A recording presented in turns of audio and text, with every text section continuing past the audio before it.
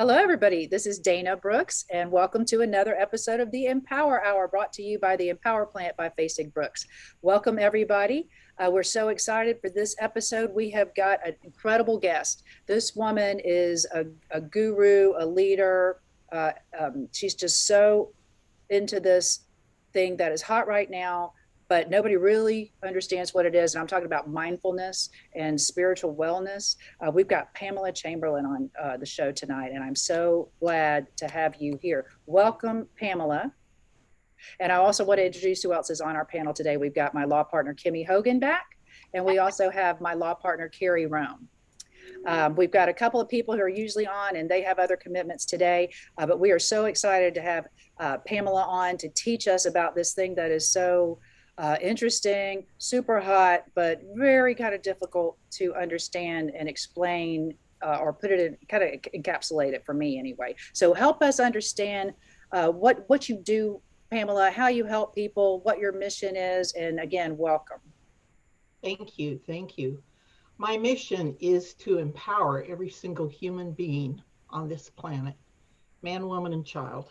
And I do mean empower. You use the word spiritual, so I'll use the word spiritual. Mindfulness itself is holistic, and you talked about hard to understand, and that's one thing. Is I am a medical professional, and I own my own training and consulting company. And I see here in the Western world a real misunderstanding of what mindfulness is. Somebody said to me once, "Isn't it mind training?" And yes, it is. But I want to make 2 points. Mindfulness is whole life training. It involves physical training. Hatha yoga, for instance, is part of mindfulness training. And yes, it is. Emotional training, becoming aware of our feelings instead of suppressing them and storing them down in our body, which becomes real problematic in a lot of different levels. And allow our feelings to flow, just to flow through us.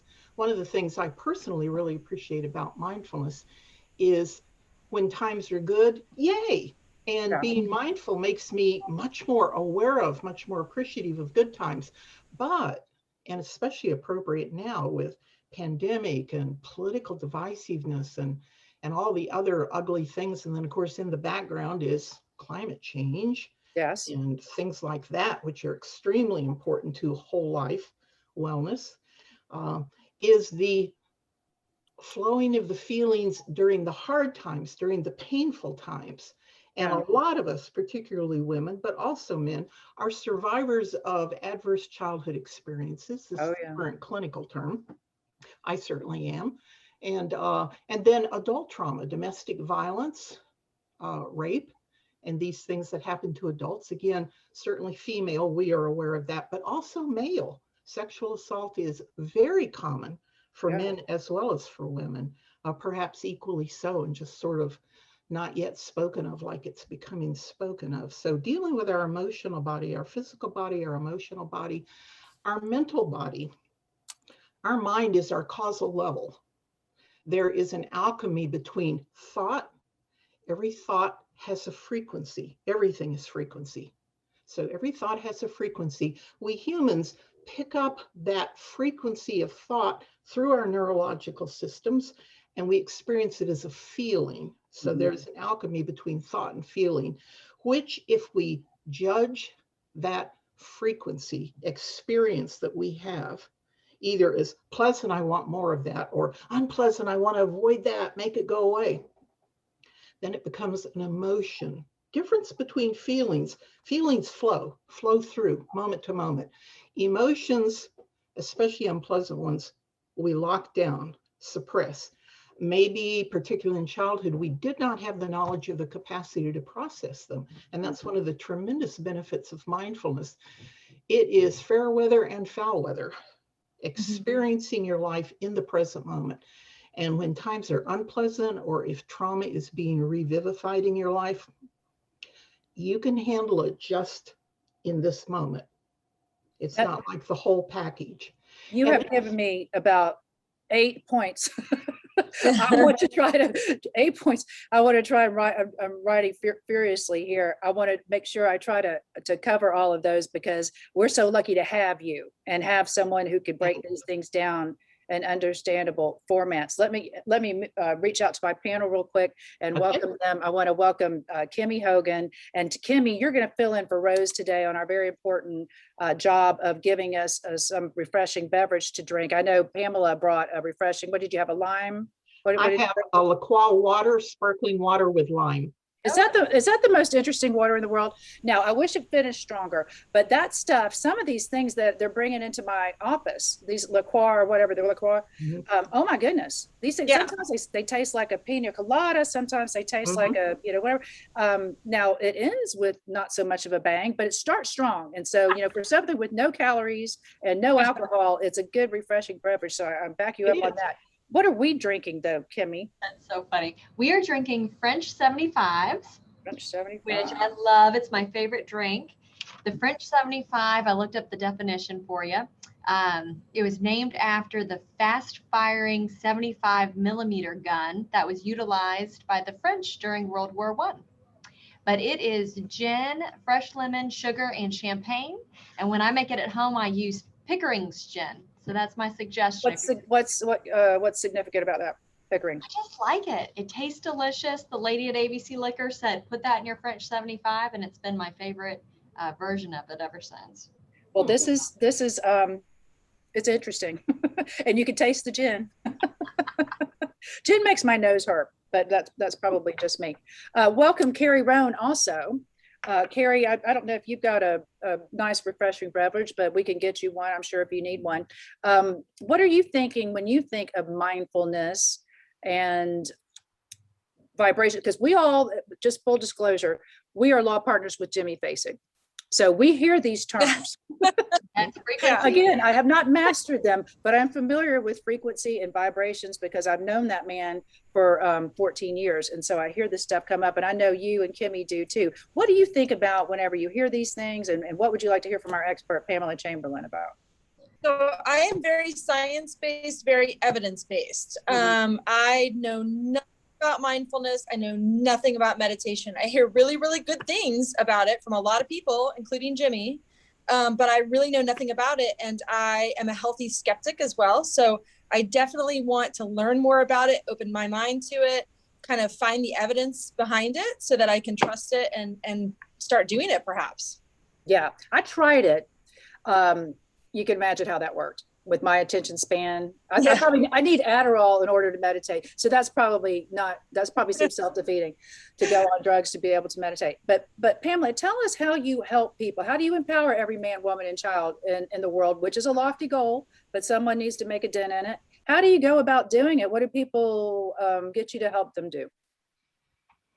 They come to me with various different situations in their lives. In my initial training, I'm certified in 3 different forms of health and wellness coaching. The first one being at Duke Integrative Medicine Center at Duke University. And I am with, was it Carrie or Kimmy who said, it was you, Carrie, who said evidence-based. I'm with you on that. I have my spiritual beliefs, but then I want the science and I want the evidence. Yeah. So I'm going up doing postgraduate training after my master's in integrative medicine at Duke, and getting certified as a health and wellness coach in integrative medicine. And I'm looking for the science. And I find out it's all mindfulness based.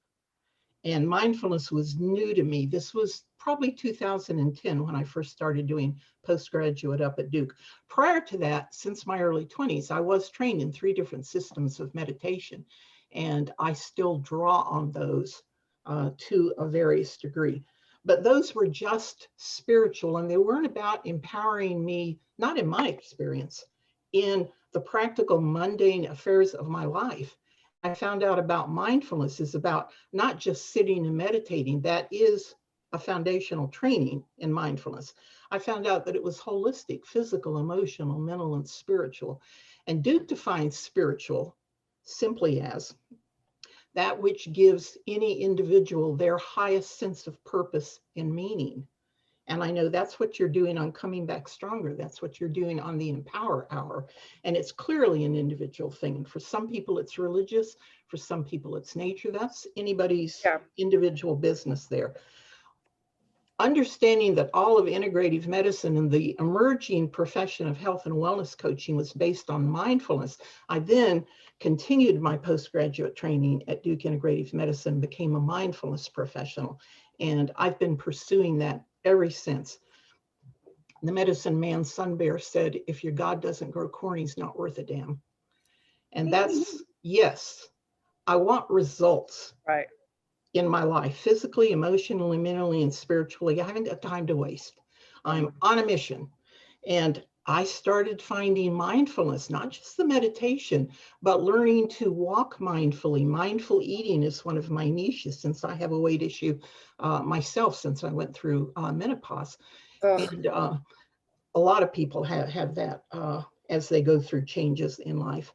And I started getting very tangible and immediate results.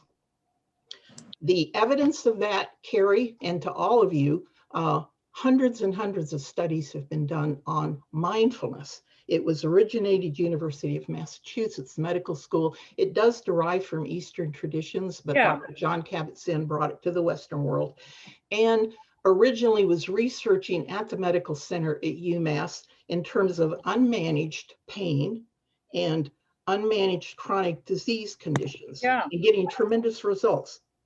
So it started in the medical field with solid medical, blind, double blind, peer reviewed, all that kind of stuff studies. The behavioral medicine field picked it up.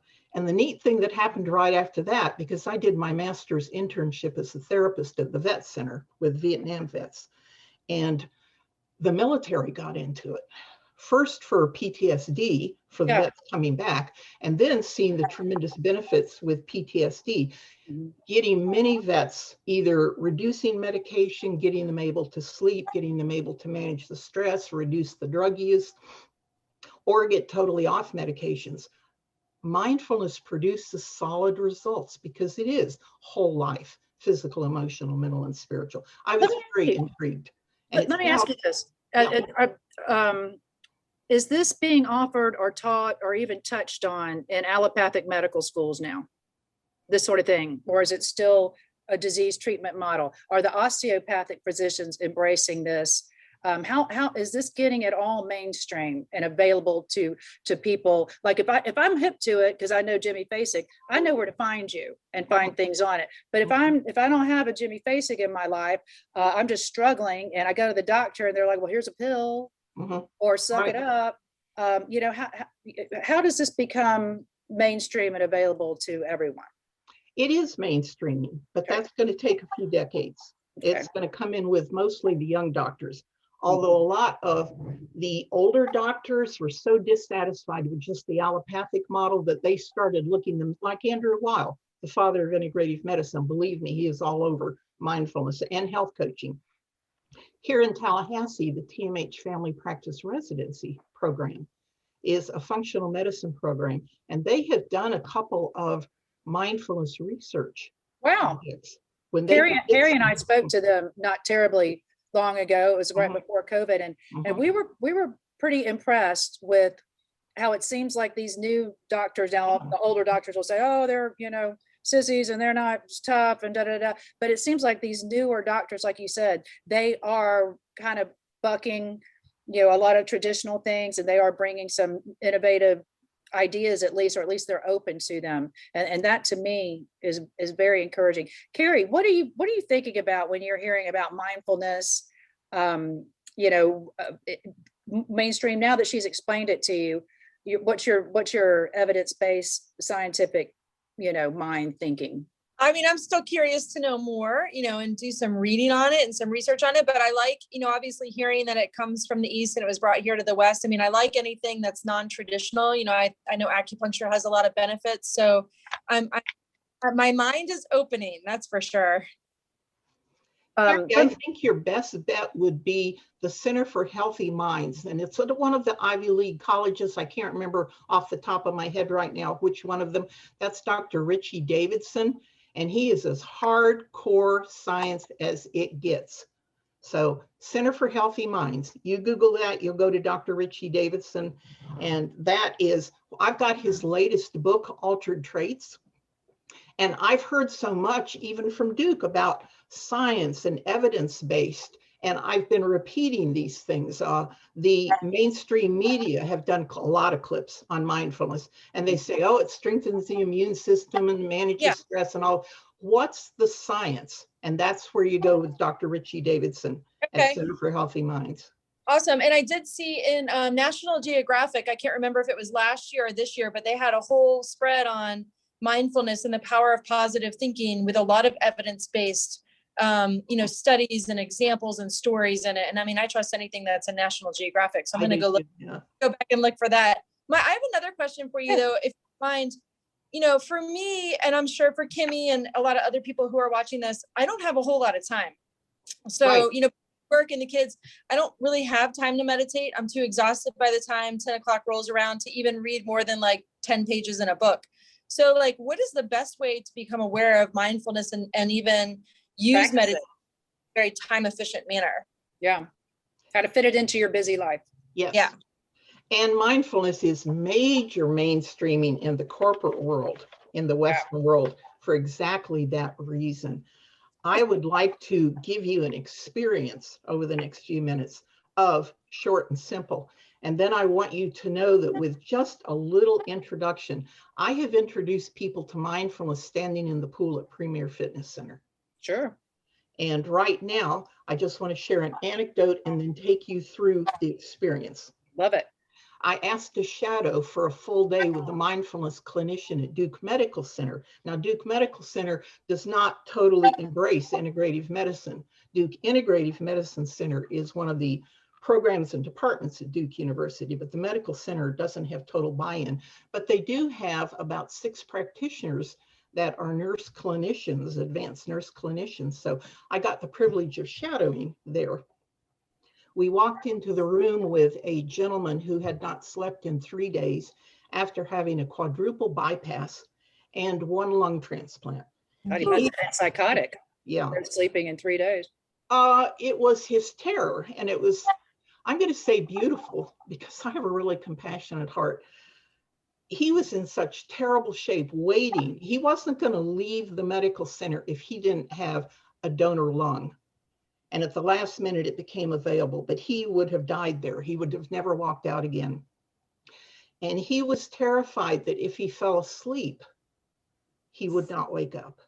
Oh. So I walk into the room. He's sitting bolt upright in the recliner with terror on his face. And his wife is sitting in her chair with equal terror on her face. This was the very first visit. And so the nurse clinician talked with him. I understand you can't sleep. And the guy says, yes. And the nurse said, would you like to lean back in the recliner? And he went, no. He was just fighting. He was fighting for his life. He thought he was fighting for his life. And he'd had the lung transplant. He could only receive 1 lung.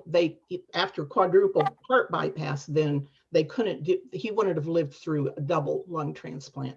So he was at death's door even after quadruple bypass and 1 lung transplant. So the nurse clinician said, well, your doctor has referred you to me. No mention of mindfulness, no need to. For stress management, can I sort of try a little something with you? And the guy said, yes. And he said, well, and this is what we're going to do. Don't do it yet. We'll do it in a minute. The nurse clinician said, well, first of all, I want you to sit. You're sitting upright in your chair. So, okay, sit. 2, bring your awareness to your breath, just your natural breath, no special breath technique. And 3, your mind is going to wander all over the place, and that's okay. Don't try to stop that. So 1, 2, 3, sit, bring your awareness to your breath. Your mind's going to wander all over the place. You want to try that? And the guy said, yes. And so John invited him to close his eyes if he was willing to, or let his gaze be downward. And I'm going to take you all through 1, 2, 3. This is just going to be for a few minutes. So are you ready? I'm ready. Yeah. All right, Yeah. I'm going to make a melodic sound to signal the beginning of this exercise. Sitting in a dignified position or not. just sitting, maybe both feet flat on the floor. Allow your eyes to close if that feels comfortable. And if not, perhaps your gaze downward toward the floor so you're not terribly distracted by the room around you. So sitting. And then just 2, bring your awareness to your natural inhalation and exhalation. In mindfulness, there is no special breath technique like there are in many other meditation forms. So just the natural breath coming in and coming out. You may have a subtle awareness of that since you're focusing your attention at the tip of the nostrils, and you may not, and that's okay. So just the natural breath. Your body knows how to breathe. So you don't need to be concerned, just observing. Inhalation, exhalation. Maybe noticing tummy rising and falling a little bit, or not. And then in a few moments of silence that we're going to have, your mind is probably going to be thinking a whole lot. There may be sensations in your body. The body doesn't like to become still. So lots of times, I need an itch or scratch here or hiccup, or it's all okay.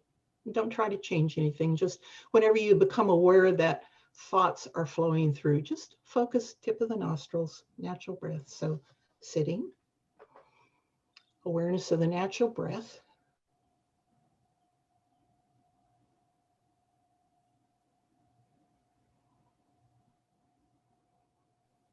I invite you to just take a minute to be aware of your body. Mindfulness is very body-centered, so check in with your neck and your shoulders right now. You've been at work all day, coming and going from the office maybe. Just check in. We carry a lot of stress, neck and shoulders. What's your experience physically?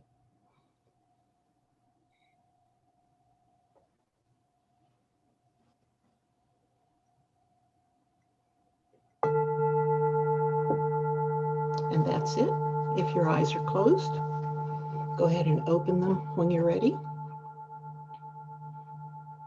What were we supposed to be feeling, and what's the end game? Like, what are we? Because I get like, not that I get impatient, but I want results. Yes, you know, I want results quick. So what are we supposed to be looking for as far as the end game of that? You're not supposed to be anything. Mindfulness is full of paradoxes, Carrie. And one of the paradoxes I loved, my main trainer at Duke Integrative Medicine was a psychiatrist, and this jolly old Santa Claus guy. He's since retired. And he said, don't try to meditate. Don't try to have an experience. 1, 2, 3. Sit, awareness to the breath. When you become aware your mind is wandering, you simply bring it back. Obviously, Carrie, there's a ton more to this. Yeah. There is many different forms of practice. This is very body-centered.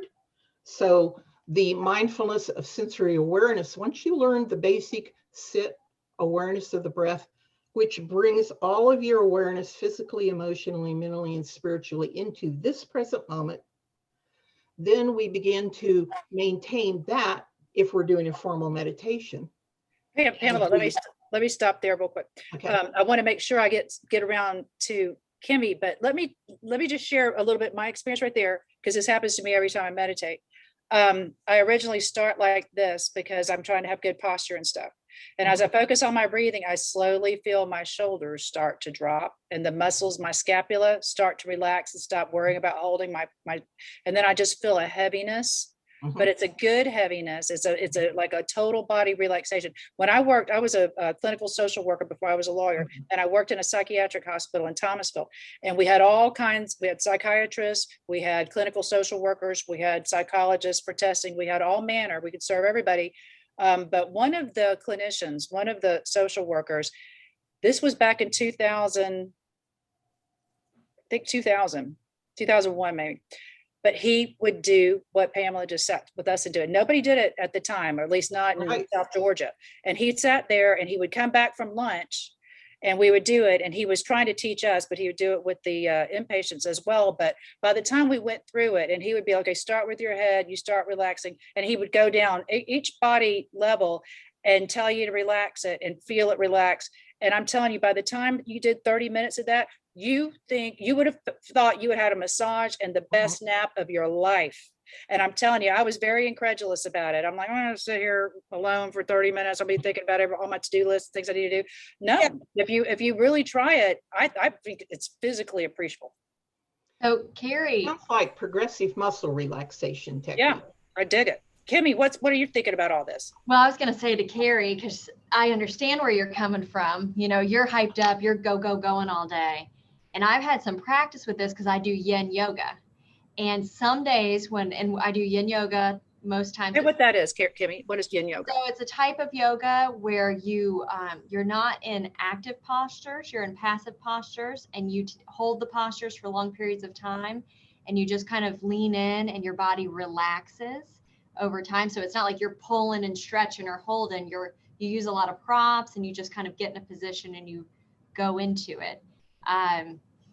But so I do that, and some days, and it's 6 p.m. on Fridays. So some days I'm still hyped from my day, and we're laying down and my yoga instructor is telling me to breathe and focus on my breath. And I'm going, I can't sit here. I gotta go. Yeah, you're thinking about laundry. You're thinking about all the stuff you got to do to get ready for tomorrow morning. And but 20 minutes into the class, when I'm in that state, I can feel an appreciable difference, and I just feel my body. And I realized then that I've been at this heightened energy state all day long, and it just takes living off cortisol out of it. But the more you do it, the quicker you can get to that relaxed state. Because like today, when Pamela, you're like, let's do this, I was like, I'm all in. Give me my, me too. my 30 seconds of relaxation. But I think it comes with practice. It does. When I had my heart things earlier in 2020, everybody came to me and said, you got to get to meditating. You got to start meditating. You're going to die. And I was like, okay, I'll try it. And I thought I couldn't do it because I couldn't clear my head. But I could after a while. But here's the thing. I was trying to do it at 8 a.m. in my office. And because one of the things I hate is to walk in the door and somebody's right there. Dana. Hate it. I'm like, let me get my foot in the door. Let me just chill. Give me a minute. Yeah. But I was trying to do it and I was liking it, but I was finding it like at 8:05, somebody blow in my office, and I'd be like, there goes my meditation. So I think I think there's a discipline thing and then there's the right time maybe to make it work. How do you train people, Pamela, to make this a priority and don't let it be the first thing they blow off whenever their day gets busy? This is part of transformational health coaching built on a foundation of mindfulness. The client has their own vision for their life based on their own values. And in our interview process, they have to decide of the menu where they're at. Mindfulness in the corporate world can be done very successfully in 1 3-minute, 5-minute doses. What's really working in the corporate world is developing, when a business chooses to, a culture of mindfulness where they may begin each meeting, every business meeting, even with clients, with, let's just take a minute. We need to do that in our marketing meetings. Yeah, absolutely. And then end the meeting with a minute of just stillness, maybe eyes down instead of closed, always giving people permission to make it their own. So you can do a ton with mindfulness in just a couple of minutes. Some people are never going to be willing to sit and meditate once or twice a day, 15 to 30 minutes or longer. That is the medical model for chronic disease and definitely for pain management. That's called mindfulness-based stress reduction, MBSR, very intensive training. And the requirement is you meditate twice a day for a minimum of 15 minutes. And the results are phenomenal with pain management. I'm interested in that because we do personal injury law and we have a lot of clients who are in pain and a lot of them who have pain. And, we don't want our clients to be on any type of long-term pain medication. There's different things that they can, steroid injections, but I would love to be able to recommend mindfulness to them or someone that can teach them mindfulness as a pain control mechanism. Absolutely. Absolutely. I agree with you completely. Jimmy referred a client to me once. Yeah. She had tried including a lot of holistic things like chiropractic and acupuncture, and her pain was unmanaged. And in the first 5-minute little 1, 2, 3, when she came to my home office, she went from an 8 on a scale of 10 pain measurement to a 3. I believe that. In 5 minutes. Wow. She was excellent at focusing. She was desperate. She couldn't go back to work. She had 3 young children. That was quite a few years ago. Yes. How much of this, Pamela, involves breathing? How much, and I'll tell you the reason I asked is because I was in the hospital one time. I had this intractable pain, and I was in there 6 days, and they were every day a new specialist came to find out what was up. And at one point I was just like, I can't take this anymore. And I don't know if I'm feeling better. They give you these drugs, these IV, and they're, what's your pain? I go, I don't know. Cause I don't know what I feel. I don't know if I'm feeling pain or if I don't like this medicine. I just know I'm not comfortable. And so this friend of mine is a nurse practitioner. She used to work with us. She was one of our legal nurse consultants who helped us on our medical malpractice cases. And she came to see me and she goes, do you mind if I call a friend of mine who's a nurse practitioner over here in the hospital, and she's going to come breathe with you? And I'm like, what the hell is that going to do? I've got a nerve pain. I mean to tell you, of everything I had done in 6 days inpatient in that hospital, her coming and breathing with me and teaching me how to breathe from the abdomen rather than from the lungs, and to open up all this part. And so all the oxygenated blood could get to and heal. And because once she explained it to me like that, and I understood the mechanics of it, I thought, okay, that can work. That's not just fairy dust. And I'm telling you right now, to this day, if I end up in a real bad pain situation, I breathe through it. Right. Sounds like Oz. Yeah. I can't take a lot of stuff now, obviously because of the heart thing. So I had to get innovative, but I would much rather breathe through something or meditate through something. And Jimmy Faisak, anybody who's read his book, Come Back Stronger, or knows him, has ever met him, I mean, he's got a chronic pain condition that flares sometimes, and it's intractable pain also, terrible. And he has literally gone to the hospital 2 days in a row, gotten all the meds they can give him, IV, gone home, different hospital, IV meds, gone home, until he just cleared the room. So I need the room, I need a moment. And he just totally focused, breathing, mindfulness, and he basically meditated himself out of a chronic pain trap. It works. It's been so effective with vets with PTSD and amputation and tremendous wounds that are never going to be able to completely heal, can't sleep at night, and very, very beneficial to them. Do you do any of this with EMDR? Like, for the I'm not trained in EMDR. Okay. That's a very valid technique. That is not part of my training toolbox. Go ahead on and tell us a little bit more about how you practically help a person. Like if someone comes to you and said, Pamela Chamberlain, help me in my life. I have about, half an hour, 3 times a week to devote to this, or whatever it is they do. If they go into your practice and seek your help, how do you address that?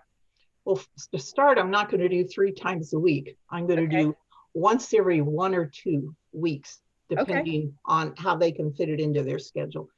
And I would like 50 minutes. I can do 30. Ethically, I'm not willing to do less than 30. I begin, if a client really wants to engage, with the assessment and creation of a personalized health plan. I use the instrument that I was trained in at Duke Integrative Medicine called the Duke Wheel of Health. And it's all evidence-based, put together by multidisciplinary science. It's I call it an assessment instrument. They call it the Duke Personalized Health Plan. And it's a self-discovery process. You rate all the different areas, all the areas of your life: relationships, health, spirituality, nutrition, exercise. You rate everything on a Likert scale of 0 to 10. And what changes do you want to make? So then the health coaching motivational interviewing technique comes in. Why did you give yourself a 6 on that? Curious. And then what would it take to make it a 7? Not to make it a 10. That's not my style. But let's bump it up incrementally. And then when we go through the whole assessment, where does the client want to start? I had a client, 400 plus pounds. You'd think that when he did the full assessment, he wanted to work on his weight. He had way too much shame. He did not want to start there. Where did he want to start? Relationships. Okay. And he learned to trust me. He worked with me for several years. And then gradually, incrementally, when we had a healing relationship established, he began to trust me and trust himself enough. But at that point, I had taught him mindfulness thoroughly. And we were working on his issues with the relationships. So we had built a foundation, and he had a toolbox Now he was willing to look at the fact, Yeah. what Just he was get the doing. essentials and then apply them Yeah. as you're ready, as you progress, I suppose. And most of my clients might come and go. Now, personally, I'm moving into, in terms of empowering every man, woman, and child on the planet, and I truly mean that, so that everyone's individual lives expresses their free will and their passion and their unique gifts and talents. Then people are going to come and go, but I believe I can have the greatest impact. I will always take individual clients. I will always do some small group work, but I'm moving into the corporate world, not the big scale, because I don't feel that for myself, but just if I can impact a business with multiple employees, either initially as a trainer, like right now, I've trained City of Tallahassee employees. I've trained Leon County employees. I'm training faculty at Tallahassee Community College right now, things like that. And I'm reaching more people, and then they will reach and they will reach. And that's just a pace I feel comfortable with. And you're training them in mindfulness, or you're training them to train others in mindfulness? What do you mean? No, I'm training them. Particularly right now, my focus the past year has obviously been stress management during COVID. Sure, the isolation, huge issue, and the additional right. work. Right. Kimmy, what are your thoughts? Are you, as you're listening to Pamela, and after we went through our exercise there, and you're recalling your, what did you call it? Transcendent yoga? What is it? Oh, yin. Yin yoga. Y-I-N, yin. Y-I-N yoga. Yeah. What are your thoughts on all this, and how you see the application in corporate, in your world, maybe even managing your team? Maybe that, I like the idea of starting a meeting with kind of a air clearing and just a positive energy. Because everybody has so much going on, and you don't know if that person has just had a stressful event. Maybe, in our work, we work with individuals who have been injured. They're going through something terrible in their lives, and we're there as their counselors, as their helpers. And so that's a lot of energy coming towards us, towards me, towards my staff. And most of the time it's okay, but people are hurting, and we're engaging with that all the time. And so I think it would be a wonderful tool for us to do mindfulness throughout the day, just to maybe discharge or level out and kind of come back into ourselves, so that we're able to continue to provide excellent service for others. Yeah, it's almost like managing compassion fatigue. When you're a container for everybody else's garbage, the things that are hurting them and the things that they want to get rid of. And I imagine a lot of family law attorneys have this same thing that we do. Their clients are hurting maybe more emotionally, although ours hurt emotionally too, but a lot of it's just managing all those physical injuries and wondering if you're ever going to get your life back, and tired of feeling like this, tired of being on these pills, tired of running to the doctors all the time. And then then that wears on them. Their whole attitude is bad. And so whenever they call you, there's no wind up, there's no how you doing, it's, I need this. And then, if you get, 100 people doing that to you, several times a week, that'll wear you down. And so you kind of have to, even though you're a helper, helpers have to protect themselves. Yes. So could you all take 5 minutes to yourself at the beginning of the day? Could you take 3 minutes at lunch? Could you take 5 minutes at the end of the day? Could you have these transition points from arriving at work, leaving work, and then just that? I know as a social worker myself, in my professional training, we don't take lunch breaks. We eat on the run. And thank goodness I have my own business now. But can you take care of yourselves? And then what would it be like? We mentioned your meetings, 1 minute of silence and just bringing your awareness to your breath, or just silence at the beginning and at the end. But when you sit down at client sessions, and I've been through that with Jimmy when he was my attorney and everything, what would it look like if with your client, when you first sit down and you teach them, you model to them, let's just begin with a moment of silence here. Maybe not even 60 seconds, because 60 seconds can be a long time when someone is so anxious and if they're in physical pain. But let's just take a moment to just bring our awareness to our breath. Could you do that at least with some clients, or could you make that a practice? And your clients would maybe but then they'd go, you know, that felt really good. 30 seconds. Well, people meet you where you are. And so if Yes. you're high energy stress, they're going to come right up to high energy stress with you. And Yes. so I think if you could kind of, and I think Jimmy does this, if you can get your head straight before you even pick up the phone to listen. And if you can just get your head right, knowing that, okay, they're going to download on me probably about 30 seconds, a minute most, if I just let them go. And if I can meet them where they are, and I could say, you know, it sounds like you are really having a bad day and I've got some things on your plate. Let me help you. Let's look at these and let's break it down together and let's get you a plan. Right. You know, if you can get your head right before they get on the phone with you and start you aren't doing this. Why is this happening? Da, da, da. I just think it could go so much better. I know it could for me. And another thing is the texting. You know, when you text somebody, it's basically like breaking in their house and just dropping information on them. There's no wind up. You didn't have an appointment. You didn't say, hey, is this a good time? I'd like to talk about yada. You just hit them with it. And so who knows what reception you're going to get? You don't know what door you just burst into. Right. So I think there's so many things that cause us to have these flares and these little emotional unpleasantness things that if we just got our head straight for a second, just, I mean, like you said, 10, 15 Literally. seconds before you send that text, pick up the phone, you know, respond to that email, boy, you could save yourself a lot of having to fix things in the future. That moment of awareness, when you experience in your body, in your neurological system, stress is here. And this is how I uniquely feel it and where I feel it in my body. That is your moment of power. Talk about empowering people.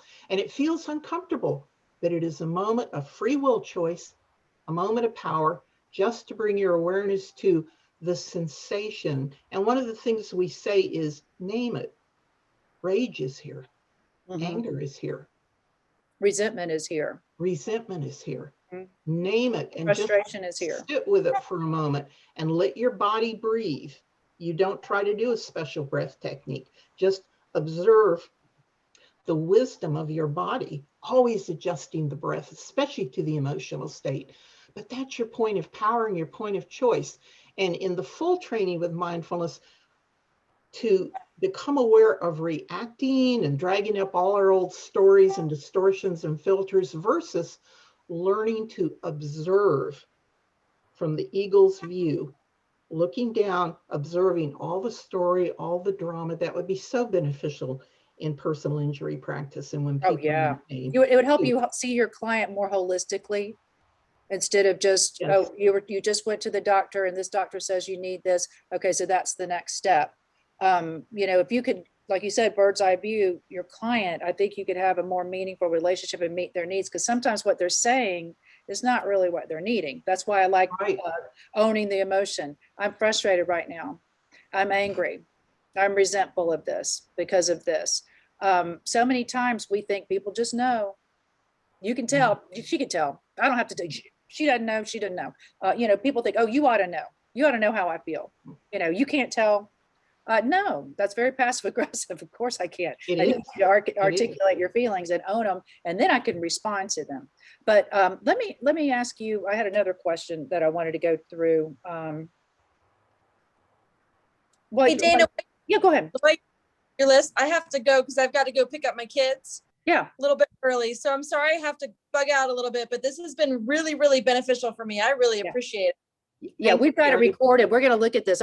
We can incorporate so many of these things into the practice. So I'm so excited she's here. And I think that's what my question was going to be, which is, do people treat with you and then learn to do this on their own and they kind of graduate your treatment? Or is this a journey that you are in with your clients for many, or do you call them patients, whatever your correct clients? I prefer the word clients. Clients for years, or you know, how does it go when someone comes to you and wants some help with mindfulness?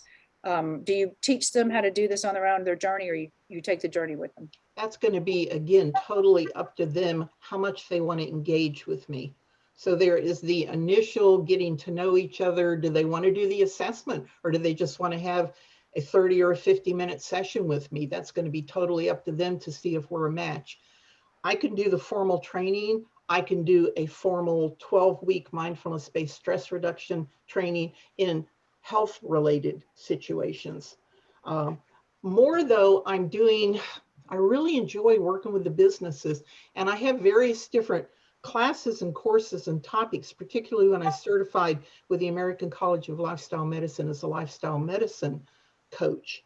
Then I can train in positive psychology. I have a training in sleep issues, which is really interesting, the science of holistic science of sleep, and just all these different areas. So when a business approaches me, I send them my brief, and they pick from the menu, what are they interested in? How do they want to engage?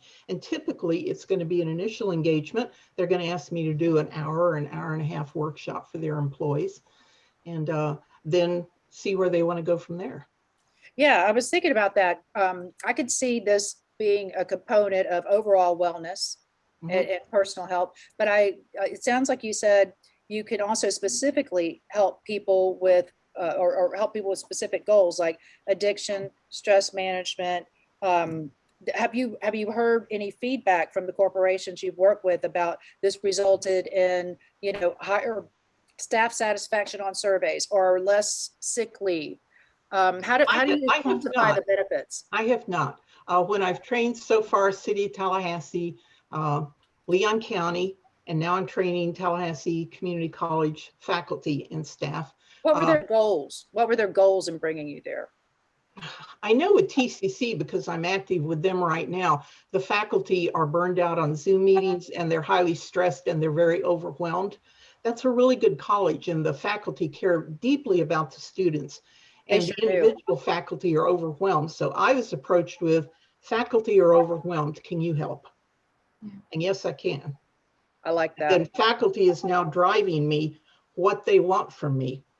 I created, at their request, my first hour and a half training based on positive psychology. The minute it started, they took the bit in their mouths and they went in one direction. And I personally am going to go with that. So I didn't begin to cover the class I had prepared, but they were so joyous. Let them determine what they do. Exactly. What is positive psychology? What is positive psychology? I love that, because I was trained as a therapist. I'm not LCSW, but that was my training. You were LCSW, so you know. No, I'm MSW. I never got the credential. Oh, okay. So I don't like to misrepresent that. I was a clinical social worker, but I never got licensed to practice. Yeah. Me too. Okay, yeah. So we understand that. Tell me your question exactly again, Dana. It was what is positive psychology? Okay, so you utilize positive psychology. Yes, I love that. So my training was in mental illness. Disease. Dr. Marty Seligman was head of the American Psychological Association 25 so years ago. And he said, okay, so far our profession has been studying and researching disease, mental illness, but what causes human thriving and human flourishing? And that rang bells. And I have been looking into, and I had my first training this last fall in positive psychology, and I'm going to pursue more, because when my work has evolved into, with my skill set, transformational whole life health and wellness for individuals according to their own vision and values, I'm looking at human flourishing and human thriving based on your own free will choices, your vision for your life, and your values. I'm not interested in the past, Dana. Yeah. I'm interested in the power of the present moment. Yeah. That's the only moment we let's go forward. Yeah. And many people, including me in the past, had to deal with the past. You know, we had wounds that had to be responsibly dealt with.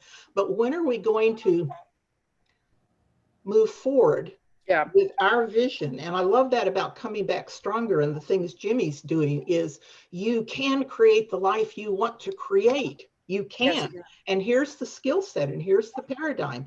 That's where I'm moving my entire career. I'm in major shift with what I'm doing. So I always was more cognitive behavioral rather than psychoanalytic. I think there is some value to visiting, how you got here. But only if you're really having a hard time being different going forward. If it's keeping you from being able to move forward, then maybe delve into it. But I think a lot of that is just, I don't know what you get for digging up a lot of the past. I'm not an expert on this. The trauma, and it doesn't resolve anything. No, you just stay mired in it. Yeah, exactly. Victim, perpetrator. And that's valid. I was a victim when I was a child, and it affected my adult life. But there came a point at which, in my present life, in my situations, I'm going to take 100% responsibility. I'm going to learn now the toolkit, what do I need? And I have found that the foundation of mindfulness and the Duke model of the whole life health and wellness coaching and the positive psychology. How can Pam and how can I help other people thrive and flourish? And yes, suffering is part of life, but I don't want my whole life story to be my suffering. Yeah, that's what I mean. I don't like to, I mean, I've experienced negative things, of course, everybody has, but I don't like to lead with those because I feel like it changes the way I see myself and it changes the way other people see me. There's that girl who had a terrible this and this happened to her. I don't like that. You know, first of all, I want to do two things. Number one, I want to thank everybody who's watching along with us. I would have called you out, but there's so many of you, it would have taken up a lot of time. And number two, I can't pronounce a lot of your names. So instead of disrespecting you by mispronouncing your name, I want to acknowledge you and thank you and let you know we've got about 10 minutes left. So if you have any questions, go ahead, put them on the Facebook Live and we'll make sure to address them. I would have liked to included everybody, but I'm not that sophisticated with this control panel here. But Kimmy, this is what I'm thinking of when I think of our clients in this context. So many of them, believe it or not, hurt people get hurt. We have clients who have been hurt and come to us and they get hurt again. Yep. And thankfully they trust us enough to come back. But you think to yourself, why is that? As long as I've been doing personal injury law, I've always heard that phrase, hurt people get hurt. And I almost wonder if it's just kind of this mind concept of I'm not 100%, I'm not firing on all cylinders, I've been hurt, I've been harmed. And so maybe we go through life guarded, or maybe we go through life thinking, you know, I can't have a different life than this. I don't know, but I think if someone kind of got their head right and got some mindfulness and said, this was just a setback, this injury I had, that was a setback, came to Faisak Brooks, Kimmy, Carrie, Rose, Jimmy, everybody, you know, whoever helped me, I came back stronger. But to me, I think sometimes they get this mentality that I'm a hurt person, you know? Well, and oftentimes, you know, especially when you have chronic pain, it changes your outlook on life. And then taking medication, it can get you fuzzy, right? Then you're not feeling sharp, and then you just kind of go down, your life kind of spirals down a little bit. And so I think the tools that Pamela's talking with us about are wonderful, things that can help us and could help our clients as well. And you know what, they could help our clients and their families, because like we were talking about with our meetings, we might start with a moment of silence, or we might take a few moments before we engage in a contentious phone call or text or email. Likewise, we could maybe empower our clients to use these skills with their interpersonal relationships, their family. Maybe not be so short with your spouse, your children, because you are hurting all the time, because you know, this chiro isn't working, or these injections haven't worked yet, I got to get another set. All these things that our clients deal with every day, just trying to feel better. Incredibly stressful. Stressful. Yeah. Imagine raising children in a family in which uncomfortable things have to be dealt with or discussed, and the family together sits down and has a moment of silence and awareness of the breath. Maybe not eyes closed. It doesn't have to be eyes closed. Mindfulness is 24/7. Plus you're teaching and you're modeling to their children that your feelings matter. You are in complete control of how you let external things affect you. There's a way you can get centered. And you can be in control. I think it's an empowering thing, like you said. To me, controlling your thoughts, that is empowering. And if you can teach your children to do that from as little as they are, I have seen, because COVID, how many TikToks have I watched?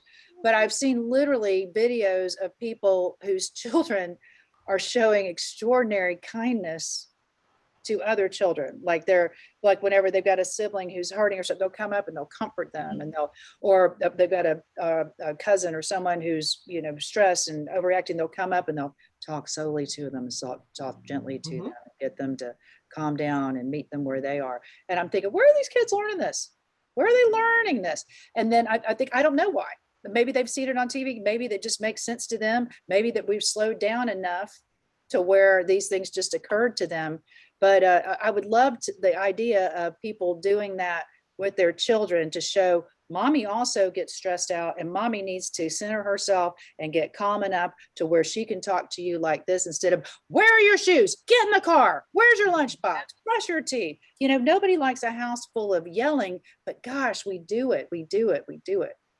I love that suggestion. And I was laughing when Pamela, you made the suggestion, because I was thinking about my 4-year-old is one of those kids that talks 24/7.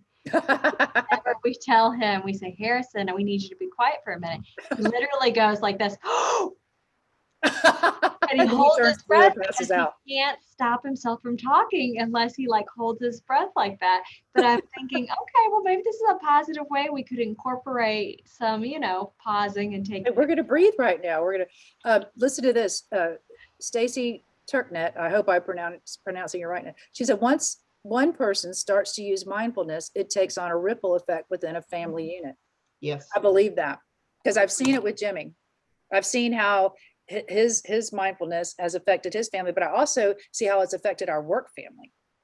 Because I was like Carrie. I'm like, I'm going 90 miles a minute. I don't believe in fairy dust. I need some science. And then everybody's like, this heart thing came on. They're like, what's the downside? Why don't you try it? And then I was like, oh, wow, this really does work. It really does work. And I would love to be able to infect other people with it, just let it spread. But listen, Pamela, we have got just about 3 to 4 minutes left. And I would want you to be able to close with whatever you think our takeaway should be with this. And again, thank you so much for making time to be with us. I can't wait to send more of our clients to you and talk about maybe having you come in here and help us get our head straight as we come back from COVID, come back stronger and get that cohesiveness maybe and togetherness that we've missed. And just really, again, be mindful of what we're feeling, mindful of our place within this dynamic organization, and just come back with the right attitude. But what would you like to leave us with today? 2 things. And the first thing is, when you first approached me, Dana, you asked me, would I have free resources available? Mm-hmm. So can I email you? Because I have plenty of free. I would like this, because, so many things we talk about, you got all the money in the world, you can have all the resources in the world, right. But I'm always looking at ways to bring these principles to people who don't have the financial resources. So we will be posting those on the EmPower Plant. Y'all check us out. It's the EmPower Plant. It's a Facebook group. I will email you several things tomorrow. Thank you. Okay, good. And then I'd like to say thank you. Obviously, this is really exciting. I love sharing this. This is my passion. I've worked many years and really hard to come to this point, and I know what it's done for me, and I know what it continues to do and what it can do for other people. Each person, find where you're at, honor where you're at, be patient with yourself, be kind and gentle with yourself. Don't judge yourself. And when you become aware you're judging yourself and shame and guilt maybe are present, just love yourself. Yeah. Kind to yourself.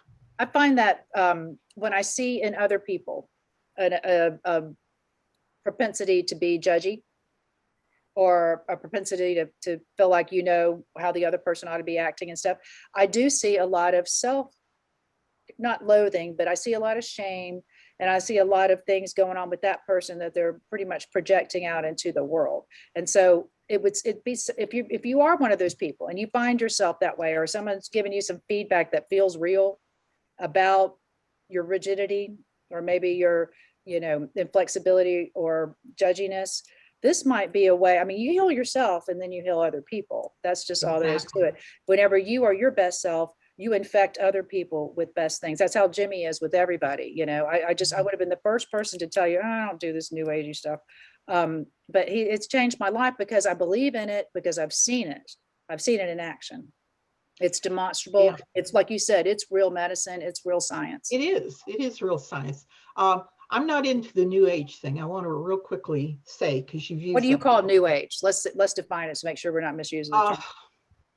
Crystals. I'm into crystals, and I'm into science, and crystals have frequency and vibration. I'm very much into nature and natural remedies.